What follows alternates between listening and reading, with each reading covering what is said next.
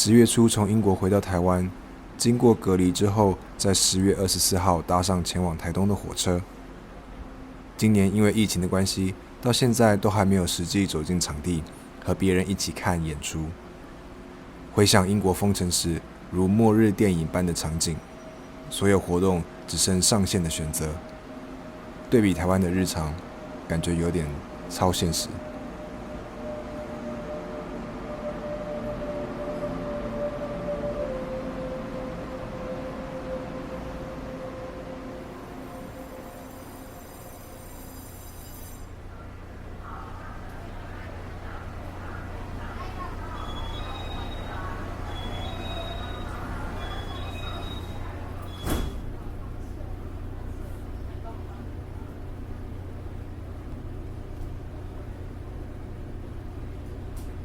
这次打算看的演出是台东艺穗节许生的夜，男人的白蛇与法海。除了演出本身，另外一个十分吸引人的点就是演出的场域，就台东县立游泳池。我利用火车在花东纵谷飞奔的空档，查找了这个半废弃泳池的缘由。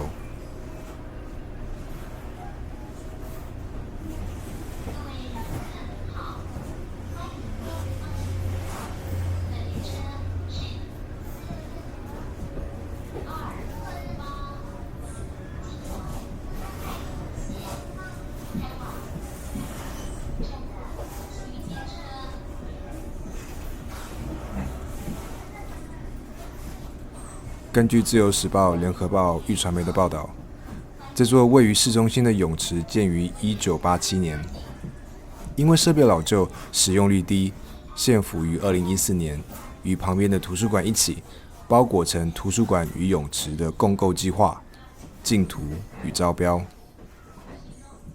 但经过12次招标都没有厂商投标，眼看着可能会因为计划执行效率低落而被中央政府收回部分补助，县府只好舍弃共构概念，着重于图书馆的修建，而游泳池只好另寻他案。也就是说，在演出之后，可预见的未来内，泳池的结构体将不复存在。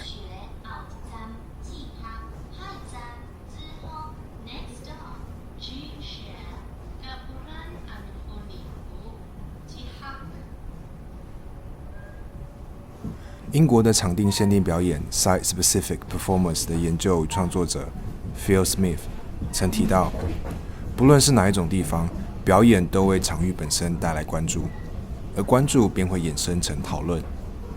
仔细查看了上述报道发表的时间，都落在今年的9月初，刚好是台东艺穗节开始的时间。这样的现象似乎呼应了 Phil Smith 的说法。话说，台东艺穗节也不是真正意义上的艺穗节，但这样的超译与误读都是后话了。苹果日报的报道就着重于后续引发的关注与讨论，呈现的大多是对泳池计划落空的失望与批评。另外有趣的是这篇报道的标题：泳池当舞池？问号。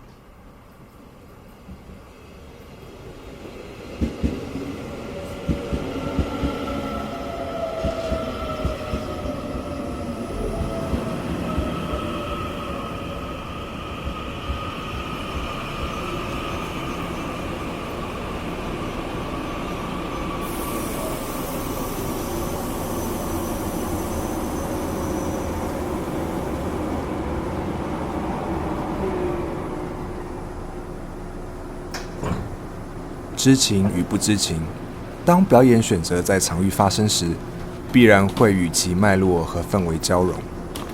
不论在作品内和外，作品本身是否与此有关。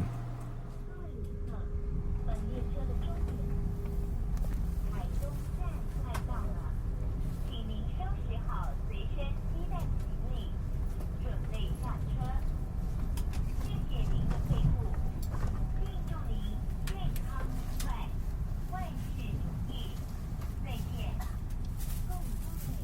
到达台东，在 hostel 放下行李，简单打点之后，我就前往表演场地。观众先在游泳池外的入口处集结验票，伴随着前台不时穿梭接待群众，旁边卖关东煮的小贩和观众彼此的交谈，心情就像是准备被打开的汽水。这些当然是在看线上表演时所没有的。哦，好。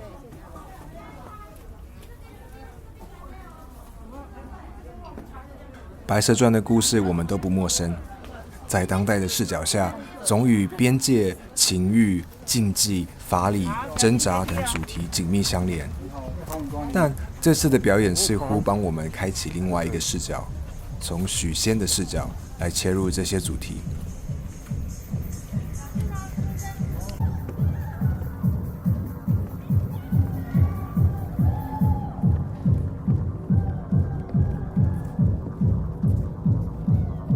表演一开始便以震耳欲聋的电音作为进场，在泳池的一侧搭建起了传统戏曲的舞台，而观众则被邀请至泳池中央。再多的观众，在由8条50公尺的标准水道所构建的泳池中都显稀疏，声响在偌大的泳池四周回荡，我们仿佛进入了许仙的情欲世界。斑驳的泳池，干固的水纹，都暗示着这个世界的贫乏。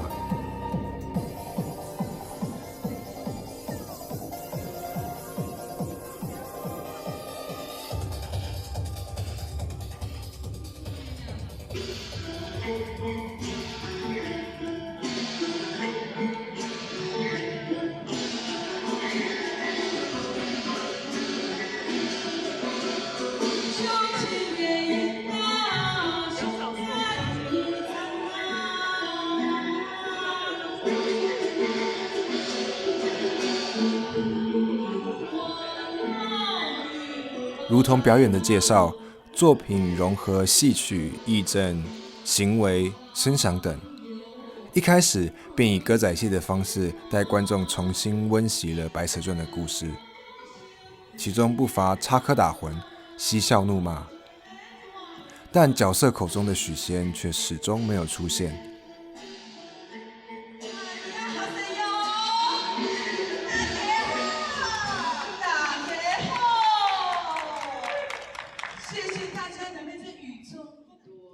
小青，麻烦你了。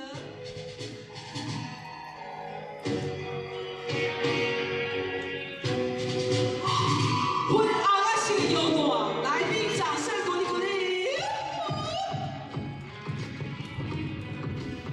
终于，在这段表演的尾声，角色们宣布许仙即将出场，也请我们观众离开泳池中央，到旁边的观众席。在我们移动的同时，场地也从明亮转为幽暗。回过头来看，这可能是整场表演最主要的章节转折处。在此之前，许仙尚未登场，结构明确，叙事清晰。在此之后，更多的是拼贴与抽象的场景流动。虽说是处理非写实的场景，但创作团队并非选择如《爱丽丝梦游仙境》一般的游记叙事，而此一处理留给观众更多的想象空间，也更贴近真实。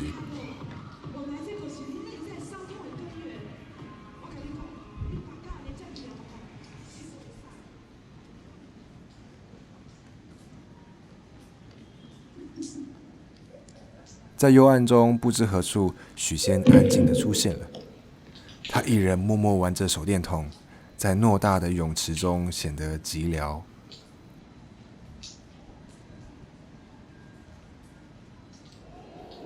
不久，其他身着泳衣的表演者也出现，带着各种充气玩具，包含充气娃娃，对，就是那种充气娃娃。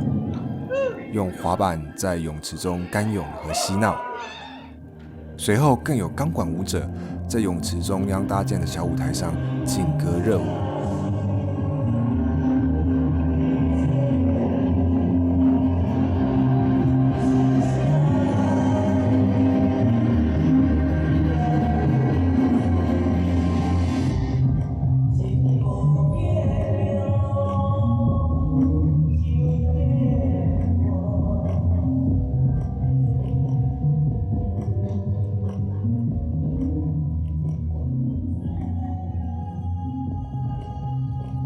游泳池本身代表的就是一个人造的情欲流动的场所。那么这样的空觉破败，是否也代表其一去不复返呢？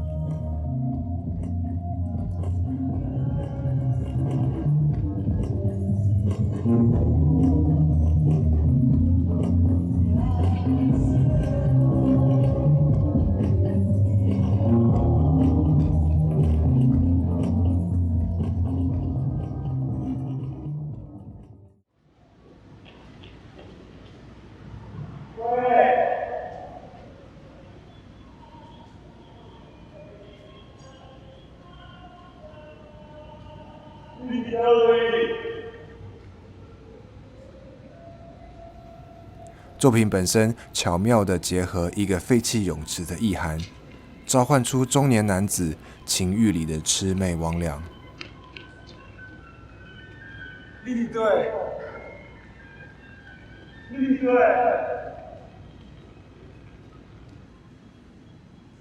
我谁呀？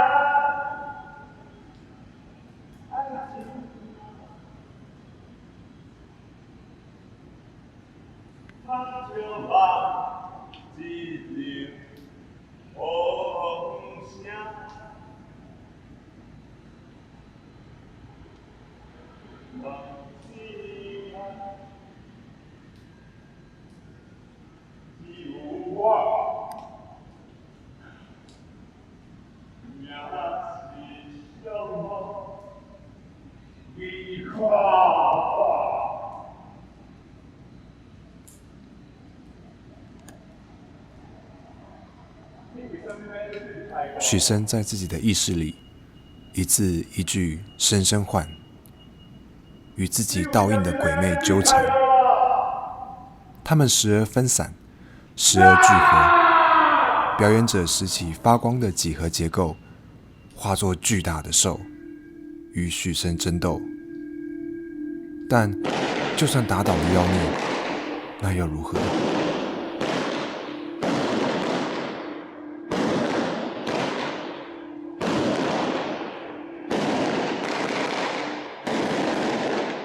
另外值得关注的是火在表演中的运用，不论是散落在泳池中与表演者互动的篝火，以线状照亮泳池两侧两难的火，以及一鸣惊人的烟火，除了视觉上鲜明的效果，更体现了欲望的流转与消融。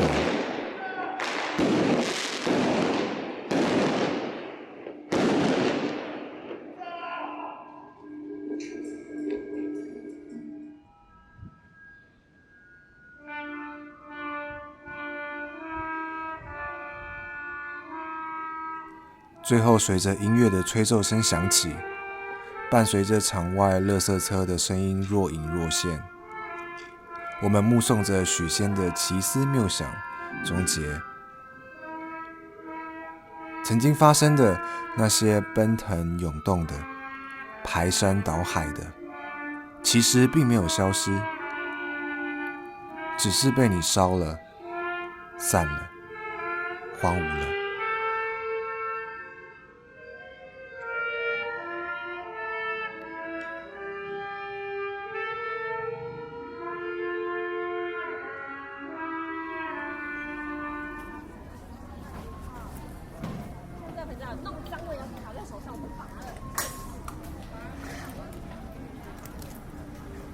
表演散场后，我没有立刻离去，而是到离泳池不远的铁花村闲晃。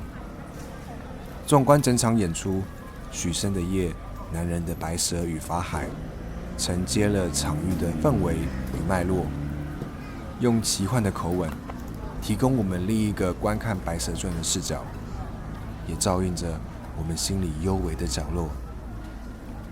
仿佛我能从演出中看见那位躺在床上滑听的大叔。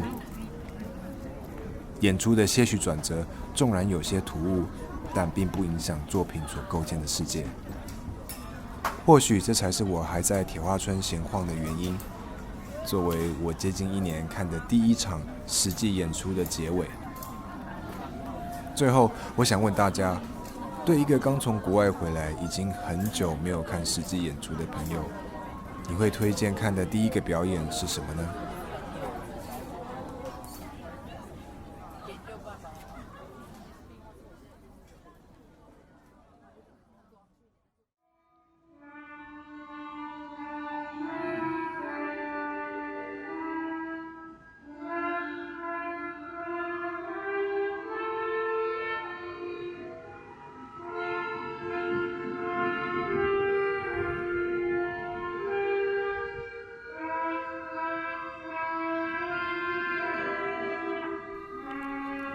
本集呼应我们9月在 Artisan 线上杂志共笔的文章 Podcast 作为一种评论的尝试与探索。特别感谢创作团队肉巴国际与天团的协助和素材提供，还有在英国的其他小民不断忍受我炫耀看过的演出，以及不会在我骑车时冲出来对我吠叫的狗。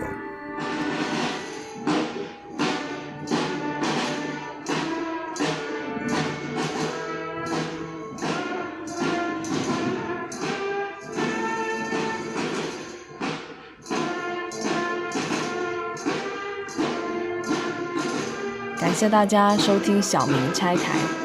如果喜欢我们的节目，欢迎到苹果播客、Spotify、小宇宙 App 等客户端上订阅我们的节目，就不会错过之后的更新了。也欢迎在 Buy Me a Coffee 网站上面给我们打赏，支持我们的节目。